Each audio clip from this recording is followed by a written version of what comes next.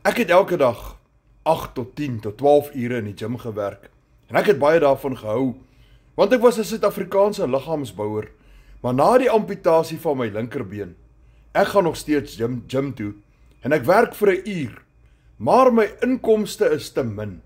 Op die oomblik kan dit nie meer al die uitgawes dek wat ek het in 'n maand om van te lewe nie. En ek moes dringend vir 'n tweede inkomste soek. 'n Tweede stroom van inkomste, en ek het vir myself 'n aanlyn besigheid gekoop en daarmee begin.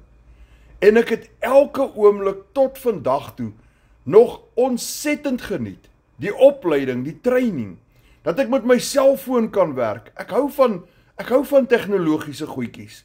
Dat ek net 2 ure per dag ekstra hoef te werk. Ek kan dit doen van my huis af met my wifi. En die beste van alles is, ek verdien dollars aanlyn. Dollars, nie rande nie. Hier in die gemak van my sitkamer, in my meentuis, hier in Jeffreys Bay verdien ek dollars. Ek hoef nie buiteland toe te gaan nie. Ek hoef nie in Amerika of in Dubai te gaan werk nie. Ek geniet dit, want ek kan dit hier in my huis doen. Nou as jy wil weet hoe ek enige iets per transaksie, huidiglik van R1,700 tot R16,000 per transaksie verdien, WhatsApp my met die woorde, wys my, of skryf dit in die comments, wys my, en ek gaan jou kontak en vir jou al die inligting deurgee, en vir jou wys hoe ek dit doen.